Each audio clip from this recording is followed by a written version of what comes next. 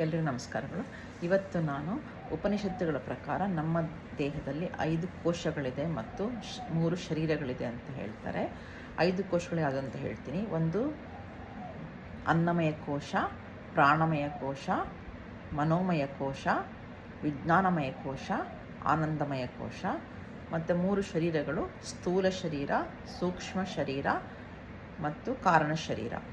ಈ ಕಾರಣ ಶರೀರದಿಂದ ನಮಗೆ ಜನ್ಮಾಂತರಗಳು ಬರೋದು, ಕರ್ಮಗಳೆಲ್ಲ ಬರೋದೆಲ್ಲ ಈ ಕಾರಣ ಶರೀರದಿಂದ. ಆ ಕಾರಣ ಶರೀರದಿಂದ ನಮಗೆ ಈ ದೇಹನೂ ಬಂದಿರುತ್ತೆ.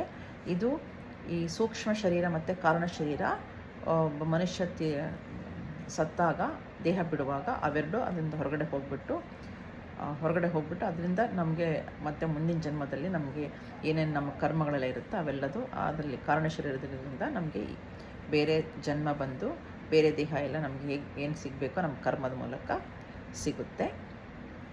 ಈ ಅನ್ನಮಯ ಕೋಶ ಅಂದರೆ ಈಗ ನಮಗೆ ಕಾಣಿಸೋದಿದು ಅನ್ನಮಯ ಕೋಶ.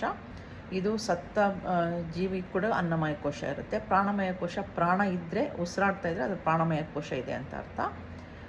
ಮತ್ತು ಮನೋಮಯ ಕೋಶ ಅಂದರೆ ಮನಸ್ಸು ನಿಮಗೆ ಈ ಕೋಮಾ ಸ್ಟೇಜಲ್ಲಿದ್ದರೆ ಮನೋಮಯ ಕೋಶ ವರ್ಕ್ ಮಾಡೋದಿಲ್ಲ.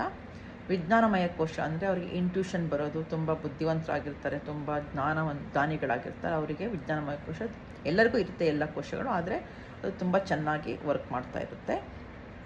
ಆನಂದಮಯ ಕೋಶ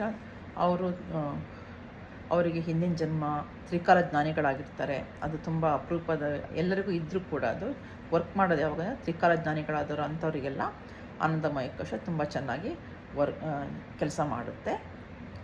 ಧನ್ಯವಾದಗಳು.